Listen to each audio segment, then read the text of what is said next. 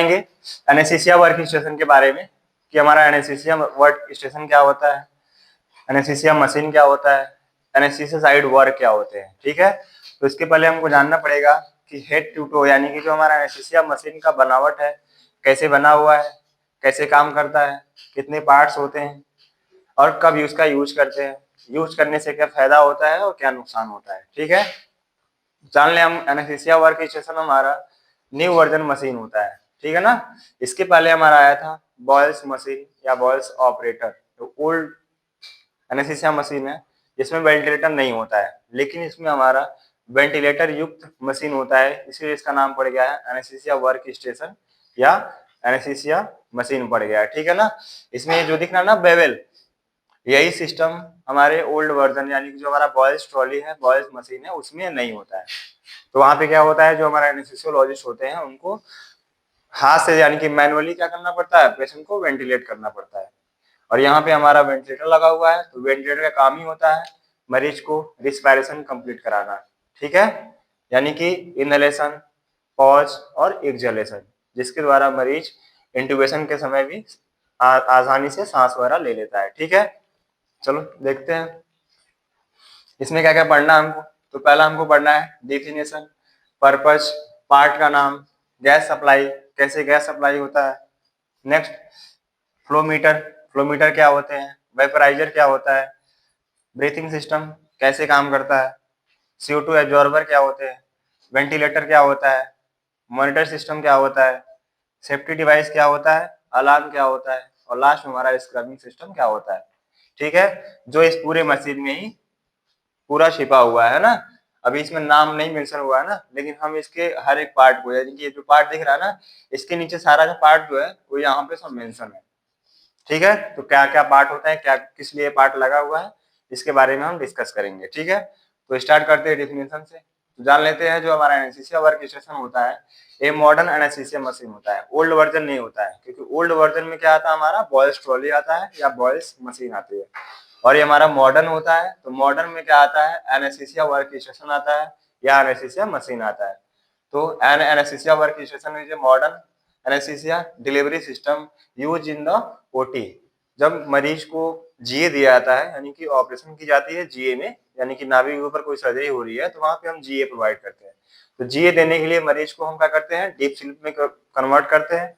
जब मरीज अपने आप सोता है तो वहां पे उसको कोई दिक्कत नहीं होता है रिस्पायरेशन में। जब हम दवा देकर सुलाते हैं तो क्या होता है, उसके रिस्पायरेशन में इफेक्ट पड़ता है। तो रिस्पायरेशन मतलब वो सांस नहीं ले पाएगा, तो सांस देने के लिए हमको वेंटिलेटर की जरूरत पड़ेगी। ठीक है, तो आईसीयू में जरूरत पड़ती है अगर नॉर्मल वेंटिलेटर हो तो। लेकिन अगर हमको उस टाइम एनेस्थीसिया भी प्रोवाइड करना है और पेशेंट को वेंटिलेट भी करना है, तो दोनों कंबाइंड मशीन एक ही साथ काम चल जाता है, जिसका नाम होता है anaesthesia work station anaesthesia machine. इसमें हम पेशेंट को वेंटिलेट भी कर लेते हैं और मूर्छित करने वाली दवाओं को भी प्रोवाइड कर लेते हैं। ठीक है ना, it is design to administer anaesthetic gas and oxygen safely to the patient during the surgery. इसका यूज हम क्या करते हैं, एनेस्थीसिया गैस को प्रोवाइड करने के लिए करते हैं, यानी कि जब मरीज का ऑपरेशन होता है या मरीज जब डीप स्लीप में चला गया है, उस टाइम हम पेशेंट को एनेस्थेटिक गैस या ऑक्सीजन वगैरह प्रोवाइड करने के लिए इसका यूज करते हैं। ठीक है, it is widely use in modern operation theatre for general anaesthesia. इसका यूज हम बस एक ही जगह करते हैं, वो भी जनरल एनेस्थीसिया में करते हैं, स्पाइनल में लोकल में नहीं करते हैं, क्योंकि लोकल में क्या होता है, पेशेंट कॉन्शियस होता है, आराम से सांस लेता है। रीजनल में भी पेशेंट कॉन्शियस होता है, आराम से अपना सांस लेता रहता है। लेकिन जीए में या शॉर्ट जीए में क्या होता है, पेशेंट का सेंट्रल नर्वस सिस्टम काम नहीं करता है और पेशेंट अपने आप से सांस वगैरह नहीं ले पाता है, वहीं पे हम इसका यूज करते हैं, अदरवाइज इसका कहीं यूज नहीं होता है। ठीक है ना, अगर कोई पेशेंट ऐसा है जो सांस नहीं ले पा रहा है, क्रिटिकल कंडीशन में है, तो उसका वो बस वेंटिलेटर सपोर्ट देंगे। ठीक है ना, एनेस्थीसिया मशीन का यूज नहीं करेंगे, क्योंकि एनेस्थीसिया क्या करता है, सुलान मतलब लॉस ऑफ सेंसेशन भी करता है और पेशेंट को वेंटिलेट भी करता है। ठीक है ना, तो जो हमारा आईसीयू होता है, सीसीयू होता है, वहां पे ये मशीन नहीं दिखेगा, वहां पे बस इसका छोटा सा पार्ट यानी कि जो वेंटिलेटर है वही दिखेगा। ठीक है, चलो जान लेते हैं कब हम इसको प्रोवाइड करते हैं। तो administration of the general anaesthesia GA देने के लिए करते हैं।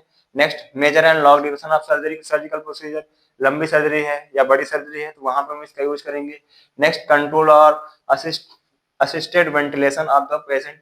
पेशेंट को कम से कम या ज्यादा से ज्यादा जितना उसका लंग्स की कैपेसिटी है उसके अकॉर्डिंग हम क्या करेंगे, उसके अंदर गैस को प्रोवाइड करेंगे। ठीक है, तो हम कंट्रोल भी कर पाते हैं। Next, continuous monitoring of the vital parameter.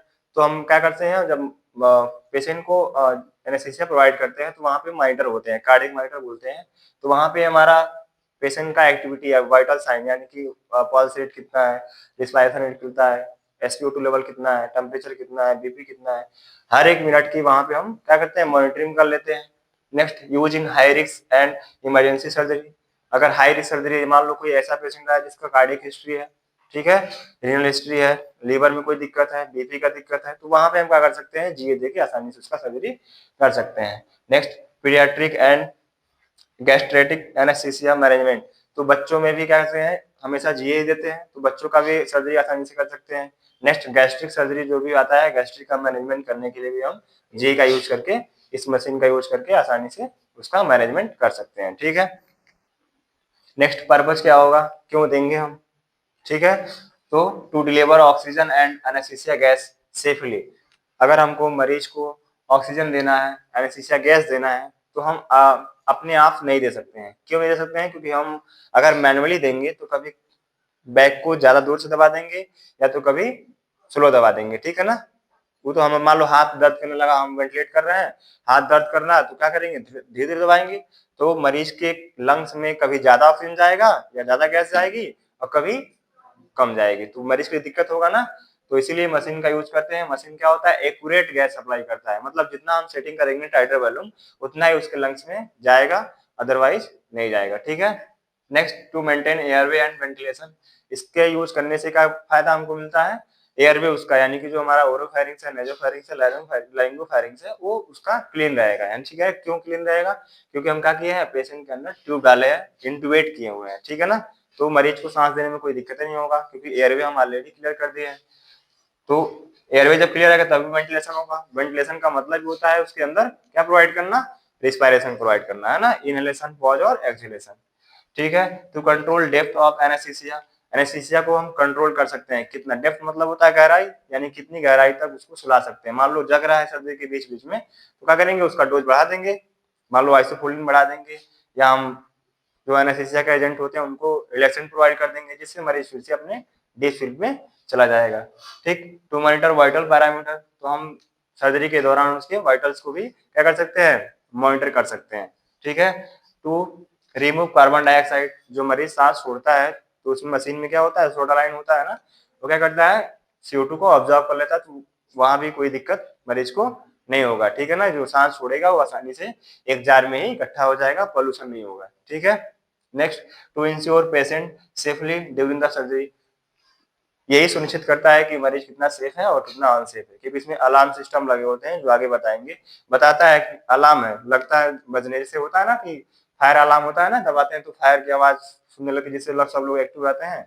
वैसे इस मशीन में भी अलार्म होते हैं। अगर मरीज का सांस कम हो रहा है, बीपी कम हो रहा है, मरीज सांस नहीं ले रहा, तो अलार्म बजने लगते हैं, जिससे एनेस्थेटिक एक्टिव रहते हैं और मरीज की जान आसानी से बचा लेते हैं। ठीक है, जो ऐसा सिस्टम पुराने वाले में नहीं है।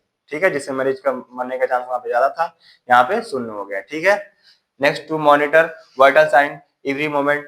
तो इस पैरामीटर में हमेशा उसका 1 मिनट में, 1 सेकंड में हर एक ग्राफ देख सकते हैं कि मरीज को क्या क्या कॉम्प्लिकेशन आ रहे हैं, चाहे क्या क्या उसका दिक्कत दिख रहा है। ठीक है, तो आसानी से उसका मेडिकेशन से प्रोवाइड करके सुधार कर सकते हैं।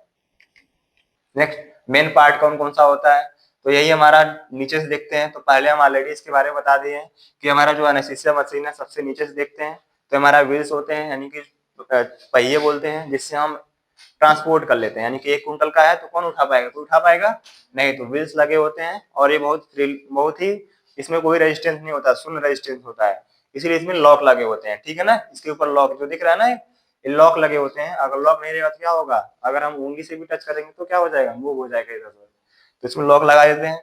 ऊपर ये हमारा ट्रे बॉक्स होता है, जिसमें हम एनेस्थीसिया मशीन के जो जरूरी वाले सर्किट वगैरह होते हैं, चाहे एयरवे हो गया, चाहे बुजी वगैरह हो गया, चाहे ट्यूब वगैरह हो गए, जो इससे रिलेटेड सामान है, इस ट्रॉली में क्या करते हैं, रख लेते हैं। ये हमारा ट्रे होता है, इसमें हम मशीन के जो हमारे ड्रग होते हैं, जो मान लो सुकोल, प्रोपोफॉल, जो भी हमारा ड्रग है, मेडिसिन है, उसको हम इस ट्रे पे रख लेते हैं। ये हमारा फ्लो मीटर होता है, ये इसका रेगुलर होता है, ये हमारा वेपराइजर होता है, ये वेंटिलेटर मॉनिटर होता है, ये हमारा बेवल होता है, बेवल यानी कि वेंटिलेटर, ठीक है। ये हमारा बैग होता है, यानी कि अगर हम वेंटिलेट कर रहे हैं तो बैग से भी कर सकते हैं और वेंटिलेटर भी कर सकते हैं, यानी कि मैनुअल आ रहा है और ये हमारा ऑटोमेटिक वाला है, ठीक है। और ये हमारा सर्किट होता है, नीचे हमारा क्या होता है, छोटा लाइन होता है जो CO2 को ऑब्जॉर्व करता है। ये सर्किट कौन सा सर्किट होता है, क्लोज सर्किट होता है, ठीक है ना, वेन सर्किट नहीं होता है। तो जान लेते हैं पहले हमारा क्या है, गैस सप्लाई सिस्टम। तो सबसे पहले हम क्या कर रहे हैं, गैस सप्लाई ही तो करना है हमको मशीन से, तो जानेंगे कैसे गैस सप्लाई होता है।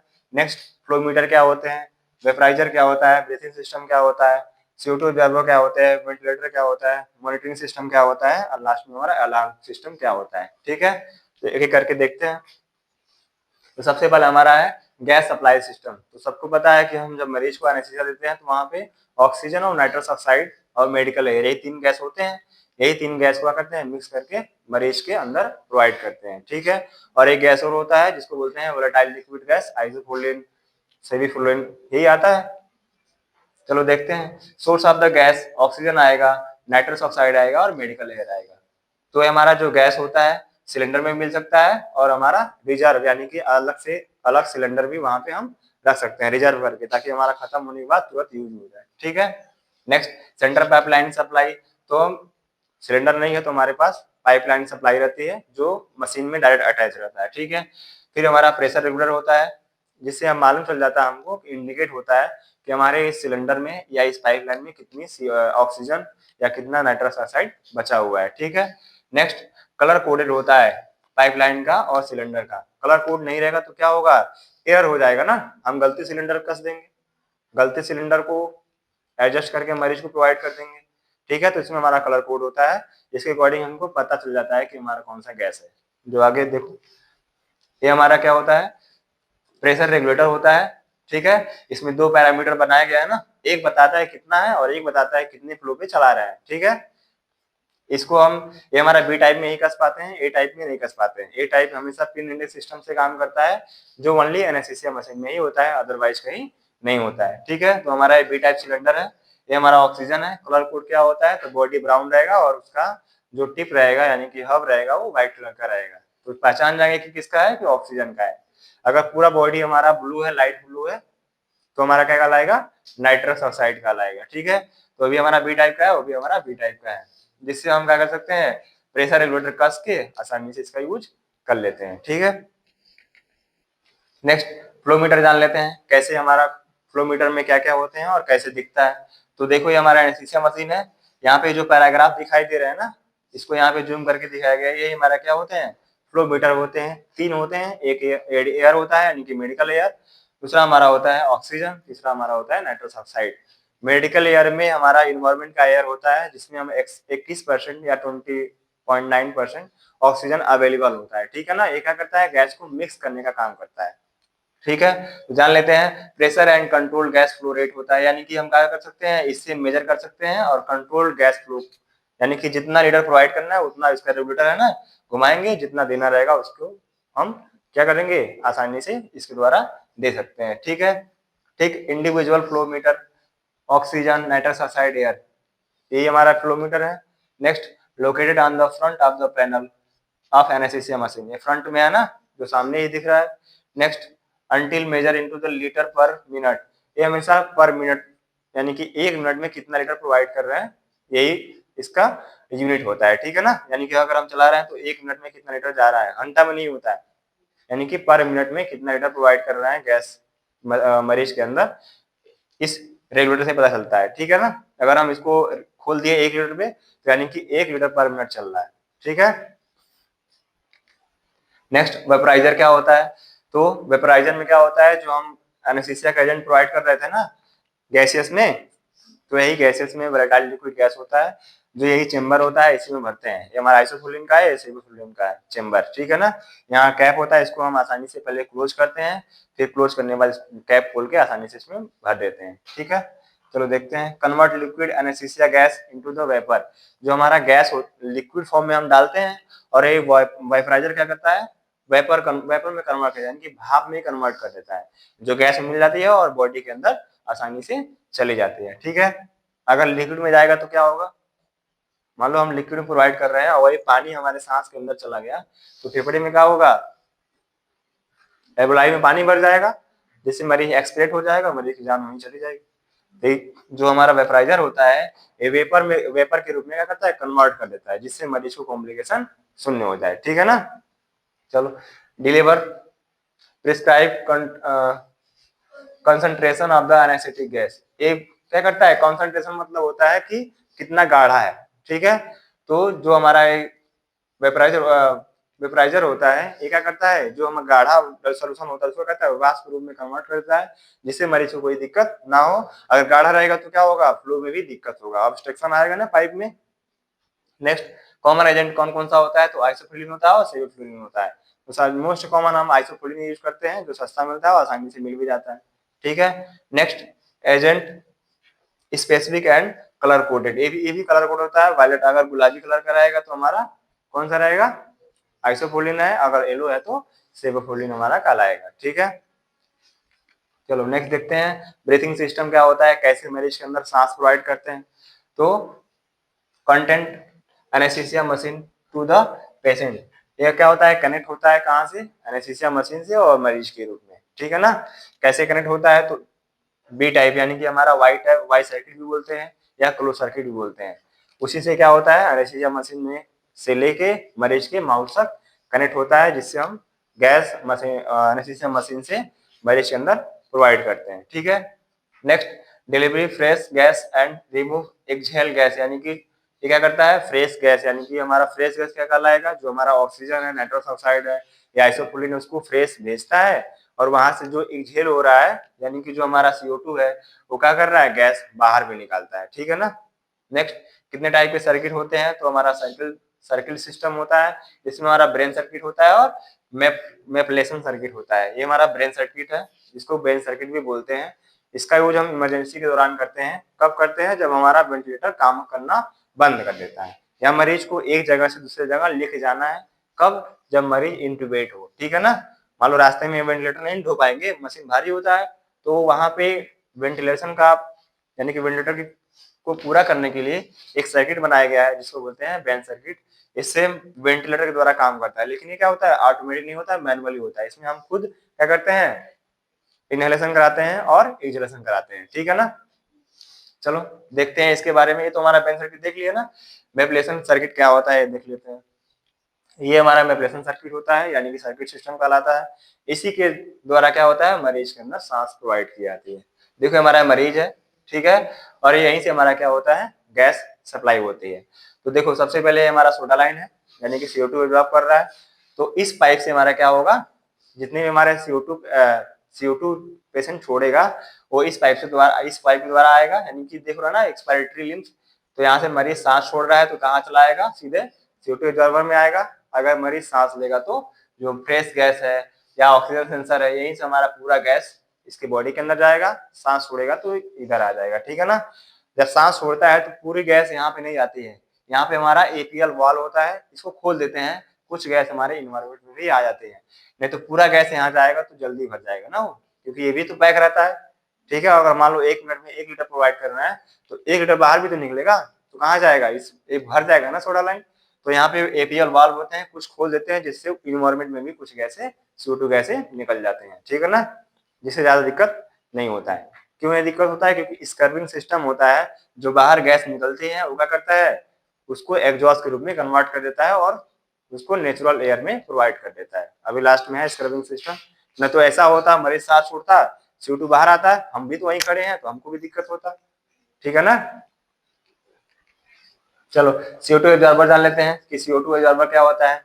तो हमारा ये सोडा लाइन का बना होता है, ठीक है ना, इसमें सोडा लाइन के साथ साथ एक चीज और भर लेते हैं, जिसको बोलते हैं कैल्शियम हाइड्रोक्साइड। ठीक है, तो काम क्या होता है, remove carbon dioxide from the exhalation gas. जो हम सांस छोड़ते हैं उसमें से क्या करता है, कार्बन डाइऑक्साइड को, गैस को रिमूव यानी कि ऑब्जॉर्व कर लेता है, रिमूव कर देता है, गायब कर देता है। ठीक है, next, allow rebreathing of the necessary gas. अगर ऐसा गायब नहीं होता तो क्या होता, दोबारा मरीज सांस ले पाता, सांस अगर छोड़ोगे तो दोबारा ले पाओगे, नहीं ले पाओगे। ठीक है ना, तो मरीज ये क्या करता है, CO2 सांस अपने आप यानी कि एक झल करा लेता है, फिर तब मरीज क्या होता है, एलिजिबल हो जाता है यानी कि इनहेलेशन कराने के लिए। ठीक है। Next contain soda lime and calcium hydroxide. तो हमारा या तो सोडालाइन भरा रहेगा, सस्ता मिलता है इसलिए ज्यादा लोग भरते हैं, ये महंगा मिलता है इसलिए कम भरते हैं लोग। ठीक है। Next prevent hypercapnia. Hypercapnia, capnia means होता है CO2। ठीक है ना। हाइपर मतलब होता है एवं, यानी कि अगर ये काम नहीं करेगा तो क्या हो जाएगा, मरीज के अंदर CO2 की मात्रा ज्यादा हो जाएगी, जिस किसमें चला जाएगा, हाइपर कैपनिया में चला जाएगा। ठीक है ना। इसके ब्रेन में CO2 का जो स्टोरेज है वो बढ़ जाएगा, जिससे मरीज को और कॉम्प्लिकेशन होने लगेगा। ठीक है। Next colour change indicator. तो ये जो हमारा कलर कोड होता है, देखो व्हाइट से वायलेट है ना, ये क्या हो रहा है, जितना भी यूज होता रहेगा, जितना भी ज्यादा खराब होता रहेगा वो व्हाइट में कन्वर्ट हो जाएगा। ठीक है। जिससे हमको मालूम चल जाएगा क्या हमारा खराब हो रहा है, फिर चेंज कर लेंगे। अब जितने दिन मान लो ज्यादा केस हो रहा है तो 15 दिन 20 दिन पे आसानी से इसको चेंज करते रहते हैं। ठीक है। चलो फिर हमारा वेंटिलेटर है, कि वेंटिलेटर क्या होता है ये भी जान लेते हैं। तो वेंटिलेटर का मतलब होता है वेंटिलेट करना, यानी कि मरीज के अंदर क्या करना, रिस्पायरेशन प्रोवाइड करना। ठीक है ना। चलो देखो, provide control of assisted ventilation. ये क्या करता है, जितना हम लिमिट प्रोवाइड करेंगे उतना ही अंदर भेजेगा, फिर उतना ही बाहर निकालेगा। ठीक है ना।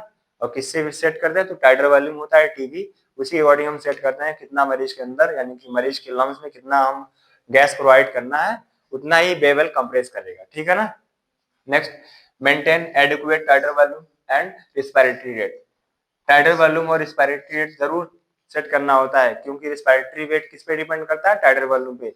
मान लो सांस की गति तुम 20 कर दिए, टाइडर वॉल्यूम 400 है, तो सांस ले पाएगा, मरीज जल्दी से सांस लेगा ना, उछला सांस लेकर डीप ब्रीथिंग नहीं ले पाएगा ना। नेक्स्ट मोड क्या होते हैं वेंटिलेटर के, तो हमारा VCV यानी कि वॉल्यूम कंट्रोल वेंटिलेटर होता है।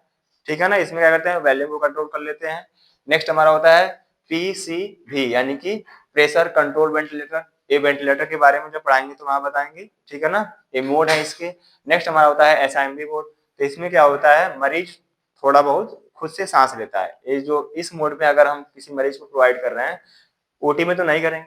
ठीक है ना। ICU में ज्यादा करते हैं, कब, जब मरीज क्या होता है, सेमी कॉन्शियस में होता है, यानी कि मरीज कुछ कुछ होश में है और कुछ कुछ बेहोश में है। तो वहां पे SIMV मोड क्या करता है, मरीज को सांस लेने के लिए चांस देता है, कुछ टाइम देता है, यानी कि वहां पे इंटरवल होता है। मरीज एक बार मशीन सांस दिया तो रुक जाएगा, काम करना थोड़ा सा रुक जाएगा, फिर मरीज को मतलब मरीज का कार्य एक्टिव कर देगा, मरीज खुद से भी सांस लेना शुरू कर देगा। ठीक है ना। तो अगर मरीज खुद से सांस लेना चाहता है तो वहां पे क्या करेंगे, SIMV मोड सेट कर देंगे, जिससे मशीन भी प्रोवाइड करेगा और मरीज भी सांस लेना धीरे धीरे शुरू कर देगा। ठीक है। तो वेंटिलेटर ये होता है, बेबल सिस्टम होता है, ये हमारा मॉनिटर होता है इसका, इसको बोलते हैं वेंटिलेटर मॉनिटर। ठीक है ना। जो यहाँ पे हम आपको दिखा रहे हैं, यहाँ पे दिख रहा है ना ब्लैक कलर का पोर्शन, ये हमारा क्या होता है, वेंटिलेटर मॉनिटर होता है। इसका यूज हम कब करते हैं, ये अलग से वेंटिलेटर होता है, इसका यूज हम ट्रांसपोर्टेशन में करते हैं। मरीज को मान लो यहाँ से लेके कहीं दिल्ली कलकत्ता लेके जाना है, तो किसका यूज करोगे, भारी मशीन नहीं यूज करोगे ना, इसी का यूज करेंगे, क्योंकि ये भी सेम काम किसका करता है, वेंटिलेटर का करता है। ठीक है ना। इसमें भी बटन होते हैं टाइडर बटन का, रेस्पिरेटरी रेट का, और पीछे सिलेंडर सेट रहता है, तो वहां से गैस सप्लाई हो जाएगी और यहाँ से इनहेल एक्सहेल आसानी से बॉडी के अंदर हो जाएगा। चलो आप देखेंगे मॉनिटरिंग सिस्टम। तो जब मरीज को हम ऑक्सीजन प्रोवाइड करते हैं, वेंटिलेट करते हैं, तो वहां पे जो हमारे पैरामीटर दिखा रहा था ना, पैरामीटर को मॉनिटर करते थे, तो यहाँ पे यही पैरामीटर है। तो इसमें पहला जो 80 दिख रहा है, ये हमारा हार्ट रेट है। नेक्स्ट ये जो रेड कलर का दिख रहा है ना, ये हमारा BP है। नेक्स्ट ये जो 98 दिख रहा है, SpO2 है, यानी ऑक्सीजन लेवल है। नेक्स्ट ये 29 दिख रहा है, हमारा EtCO2 है, मरीज कितना सांस छोड़ रहा है, यानी कि CO2 कितना ट्यूब में आ रहा है। ठीक है ना, इसका लेवल बताता है। और ये हमारा टेम्परेचर है। ठीक है ना। चलो देखते हैं, assist the patient physiological status during the anaesthesia, यानी कि जब मरीज को एनेस्थीसिया प्रोवाइड किया जाता है तो फिजियोलॉजिकल स्टेटस यानी कि BP पल्स यानी कि वाइटल कितना है, वो यहाँ पे आसानी से हम मॉनिटर के रूप में बैठ के देख लेते हैं। ठीक है ना। नेक्स्ट इसमें क्या क्या देखते हैं, तो ECG देखते हैं, ECG में हार्ट रेट और रिदम आता है। रिदम मतलब क्या होता है, आर यानी कि रिस्पायरेटरी रेट आता है। ठीक है। नेक्स्ट ब्लड प्रेशर, तो इसमें NIBP होता है और IBP होता है। फुल फॉर्म क्या होता है, नॉन इंटेंसिव ब्लड प्रेशर और नॉर्मल ब्लड प्रेशर। ठीक है ना। इसमें क्या होता है, बिना स्ट्रेस का BP होता है, इसका भी नॉर्मल रेंज होता है, 60 से लेके 100 तक, ठीक है। जो यहाँ पे आपको नहीं दिख रहा होगा ना, ये जो नीचे वाला दिख रहा है ना, इसी को बोलते हैं NiBP, ठीक है। नेक्स्ट हमारा होता है ऑक्सीजन सैचुरेशन यानी कि SpO2, तो ये हमारा यहाँ 98 दिखा रहा है। नेक्स्ट इंटरटाइडल CO2 यानी कि EtCO2 है, जो यहाँ पे हम ग्राफ दिख रहा है ना, अगर ये M या W बनने लगा तो मरीज आउट हो जाएगा, लेकिन ऐसे पहाड़ बन रहा है ना, तो इसमें मरीज हमारा स्टेबल है, कोई दिक्कत नहीं। नेक्स्ट टेम्परेचर नापते हैं, फिर हमारा एनेस्थीसिया एजेंट को अगर सुनते हैं कंसंट्रेशन को देख लेते हैं, कितना गाढ़ा जा रहा है चाहे कितना कैसे जा रहा है। कैसे मालूम करेंगे, तो पाइप जो होती है ना सर्किट, उसमें जो वेपर होता है वेपर क्रिएट होने लगता है, ठीक है। चलो सेफ्टी सिस्टम कैसे जान लेते हैं, कैसे सेफ्टी सिस्टम क्या होता है। तो मान लो हम सिलेंडर से गैस सप्लाई कर रहे थे या पाइपलाइन से पाइप से हमारी गैस आ रही थी, अचानक खत्म हो गई तो क्या करोगे। मान लो अचानक हमारा सिलेंडर खत्म हो गया, पाइपलाइन से आ रही थी, पाइपलाइन खत्म हो गई, तो क्या करना होगा, वेट करना होगा। वेट करेंगे तो मरीज चला जाएगा, क्योंकि मरीज को अब हर मिनट में हम सांस लेते हैं ना, 1 मिनट में 10 से 12 बार 15 बार 20 बार लेते हैं सांस, तो वहां भी सांस देना है, तो 1 मिनट भी वेट नहीं कर सकते हैं। मान लो हमको सिलेंडर नया चेंज करने जाना पड़ेगा तो भी बाजार जाना पड़ेगा, टाइम लगेगा ना। तो इसीलिए यहाँ पे हमको पिन इंडेक्स सिस्टम बताया गया था ना। क्या करते हैं, ए टाइप सिलेंडर को इमरजेंसी के दौरान ऑक्सीजन का या हमारा नाइट्रस ऑक्साइड का जो भी गैस वहां जरूरत है, उसको हम मशीन के पीछे ही कस देते हैं। तो दिख रहा है ना पिन इंडेक्स सिस्टम, इसी सिस्टम के द्वारा क्या करते हैं, कनेक्ट कर देते हैं। ये हमारा सेफ्टी सिस्टम कहलाता है, ठीक है ना। देख तो safety system are design to the prevent delivery error and protection of the patient. अगर डिलीवरी में कोई एरर आ रही है तो वहां पे हमारा एक सिस्टम होता है जिसको बोलते हैं पिन इंडेक्स सिस्टम। इससे हम क्या करते हैं, सिलेंडर को ऑलरेडी अटैच किए रहते हैं उसको यूज कर लेते हैं इमरजेंसी के दौरान, ठीक है। नेक्स्ट कॉमन सेफ्टी डिवाइस कौन कौन सा होता है, तो हमारा oxygen failure safety device, oxygen fail हो सकता है, पिन इंडेक्स सिस्टम, ये भी यही हमारा क्या करता है, सेफ कराता है। नेक्स्ट हमारा होता है colour coding of the gas cylinder, तो उसमें भी कलर कोडिंग होता है। और एक जान लो कि जो पिन होता है ना, सबका अलग अलग होता है, ऑक्सीजन का अलग होता है, नाइट्रस ऑक्साइड का अलग होता है, तो इसमें कोई एरर आने का चांस ही नहीं रहेगा कि हम गलती सिलेंडर कस दे। अगर मान लो कलर कोड भी हट जाएगा तो भी हमको कोई दिक्कत नहीं होगा, क्योंकि जो हमारा पिन होता है ना उस साइज का बना होता है, ठीक है ना, उसी साइज में जाके अटैच होगा, अदरवाइज वो अटैच नहीं होगा, जिससे मरीज को कॉम्प्लिकेशन कम से कम होगा, ठीक है। नेक्स्ट हमारा जान लेते हैं अलार्म सिस्टम क्या होता है। तो अलार्म मतलब जनरल कर तो एक्टिवेट करेगा, यानी कोई मरीज के अंदर एक्टिविटी आएगी, कोई कॉम्प्लिकेशन आएगा तो आराम से जो मशीन है वो बोलने लगेगा, चिल्लाने लगेगा, ठीक है ना। तो वहां पे ऐसे दिखा रहता है अलार्म सिस्टम, तो अलार्म बजने लगेगा, जिससे मालूम चल जाएगा डॉक्टर को कि क्या उसके अंदर दिक्कत हो रही है। तो क्या क्या दिक्कत होगा ये जान लेते हैं।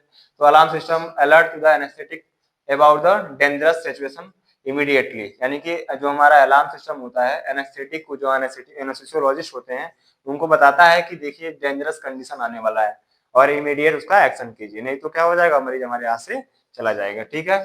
फिर टाइप ऑफ अलार्म, कितने टाइप के अलार्म होते हैं, तो high and low airway pressure, अगर प्रेशर ज्यादा हो गया या कम हो गया तो भी अलार्म बजेगा। Next oxygen supply failure, oxygen आ ही नहीं रहा तो भी बनना शुरू हो जाएगा। एपीनिया अलार्म, एपीनिया मतलब होता है एब्सेंट ऑफ ब्रीथिंग, सांस नहीं ले रहा तो भी, यानी कि ट्यूब डिस्कनेक्ट हो गया तो भी क्या हो जाएगा, अलार्म बजना शुरू हो जाएगा। नेक्स्ट वेंटिलेटर डिस्कनेक्ट, इसमें भी वही है कि हमारा ट्यूब कनेक्ट हो गया, वेंटिलेटर फेल हो गया तो वहां पे मरीज क्या हो जाएगा, सांस लेना बंद कर देगा, जिससे हमारा अलार्म बजना शुरू हो जाएगा। फिर पावर फेल्यूर अलार्म, मान लो लाइट भग गई या हमारा जो यूपीएस है वो भी बैठने लगा तो वहां से अलार्म बनना शुरू हो जाएगा, क्योंकि मशीन को चलाने के लिए लाइट चाहिए ना, क्योंकि ये सब मशीन है तो मशीन को चलाने के लिए लाइट चाहिए ही चाहिए, मैनुअली चलाना नहीं है ना। तो उसमें अगर बैटरी चली गई या लाइट चली गई तो वहां पे हमारा अलार्म बजना शुरू हो जाएगा, जिससे हम अल्टरनेटिव कोई भी जुगाड़ वहां पे कर लेंगे, ठीक है ना। लास्ट हमारा होता है स्क्रबिंग सिस्टम, इसमें क्या करते हैं, स्केवनिंग सिस्टम, इसमें क्या करते हैं, मरीज को, जो मरीज सांस छोड़ता है, जो हमारे लिए पोल्यूशन होता है ना, मरीज सांस छोड़ रहा है पोल्यूशन है, तो उसको क्या करता है, ये स्टोर कर लेता है और डिस्कार्ड कर देता है, ठीक है ना। तो देखो स्क्रबिंग सिस्टम में क्या होता है, remove waste anaesthetic gas from the operation room, operation room से क्या करता है, जो हमारे गैस होते हैं, टॉक्सिक गैस होते हैं, उसको बाहर निकालता है, ठीक है। Next reduce operation room pollution, जिससे हमारा क्या होता है, ओटी पोल्यूशन से बच जाता है। Next protect OT staff from the oxygen exposure, जिससे हमारा जो ओटी स्टाफ होते हैं, चाहे हमारे जो वहाँ पे सर्जन होते हैं, एनेस्थेटिक होते हैं, उनको भी क्या होता है, गैस से बचाव मिलता है, ठीक है ना।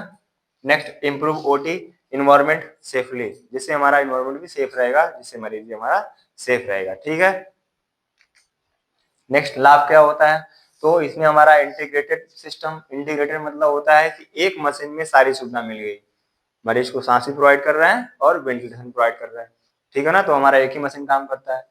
नेक्स्ट एक्यूरेट गैस डिलीवरी, जितना हम चाहेंगे उतना मरीज के अंदर भेज पाएंगे। नेक्स्ट बिल्ट इन वेंटिलेटर, इसमें ऑलरेडी वेंटिलेटर युक्त होता है, ठीक है ना, वेंटिलेटर भी लगा होता है। नेक्स्ट एडवांस पेशेंट मॉनिटरिंग, इसमें एडवांस मॉनिटरिंग कर सकते हैं, ETCO2 दे सकते हैं, ठीक है। नेक्स्ट सेफली फीचर, इसमें सेफ का फीचर होता है। नेक्स्ट लो फ्लो अलार्म भी होता है कि यानी कि हमारा अगर कुछ दिक्कत होता है तो वहां पे अलार्म भी लगे होते हैं। Next better patient safely, safety यानी कि मरीज को ज्यादा से ज्यादा वहां पे सेफ्टी मिलती है, क्योंकि एडवांस मशीन है तो मरीज को भी एडवांस तरीके से और जो हमारा एनेस्थीसिया मशीन है वो प्रोवाइड करेगा, ठीक है। नुकसान क्या होगा, तो महंगा मिलता है ना, 2-4 लाख का नहीं मिलता है, 10-12 लाख का मिलता है, तो महंगा मिलता है। नेक्स्ट रिक्वायर्ड ट्रेंड पर्सन, कोई आम आदमी नहीं चला नहीं सकता है, ठीक है ना, चों चों चिल्लाने लगा भाग जाओ वहां से, ठीक है ना, तो वहां पे जो ट्रेंड पर्सन है वही चला पाएगा, क्योंकि अगर वहां पे अगर हम अनट्रेड कोई है तो लंग्स फट जाएगी, मान लो टाइटर वॉल्यूम ज्यादा कर दिए और आर भी बढ़ा दिए तो लंग्स फटना है फटना है, ठीक है। नेक्स्ट कॉम्प्लेक्स सिस्टम होता है, बहुत ही कॉम्प्लेक्स स्ट्रक्चर होता है, तो समझना पड़ता है कैसे कैसे वॉल्व काम करती है, चाहे कैसे कैसे सर्किट होता है, चाहे कितने मोड होते हैं, कौन कौन सा मोड देना है, ये सब आपको ऑलरेडी ज्ञान होना चाहिए, ठीक है। नेक्स्ट पावर डिपेंडेंट, पावर भी डिपेंड करता है कि हमारा यूपीएस काम कर रहा है कि नहीं कर रहा है, लाइट आ रही है कि नहीं आ रही है, ठीक है। नेक्स्ट मेंटेनेंस इंटेंसिव, मतलब कि बार बार उसको चेक भी कराना पड़ेगा कि नहीं तो खराब हो जाए रास्ते में, क्या करोगे, तो इसीलिए जब यूज करते हैं 24 घंटा पहले चेक करते हैं कि चला था कि नहीं चला था, और मरीज को इंट्यूबेट करने के पहले भी एक बार चेक करते हैं कि काम कर रहा है कि नहीं कर रहा है, दवाई दे तो काम नहीं कर रहा, क्या करोगे, ठीक है। Next risk of technical failure, बहुत ही टेक्निकल फेलियर होने के चांस होते हैं, तो मान लो वेंटिलेटर फेल हो गया तो हम क्या करेंगे, हमारे पास दूसरा सर्किट है ना बैग, उससे हम वेंटिलेट करेंगे, तो इसमें मशीन में दिक्कत तो है लेकिन फीचर्स भी बहुत ज्यादा है, ठीक है, इसीलिए मरीज को कोई ज्यादा दिक्कत नहीं होता है, लेकिन बॉयज मशीन में दिक्कत तो है लेकिन कोई फीचर्स वगैरह नहीं होती, ठीक है ना, इसीलिए